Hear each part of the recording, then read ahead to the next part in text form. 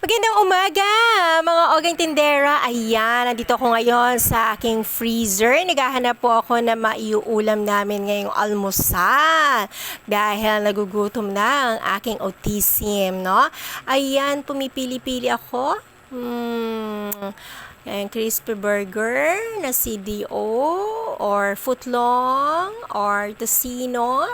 Ayan po yung mga tinitinda ko. Well, finally, nakapili ako ng luncheon meat. Ayan, mukha siyang yummy. First time po namin ngayon kakainin ito, mga ogang. So, try natin.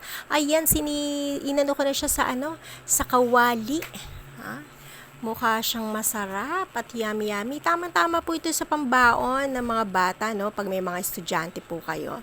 Pag pinagbaon siya ng kanin at ulam, tama-tama po yan. O, 'di ba? Mura lang po yan.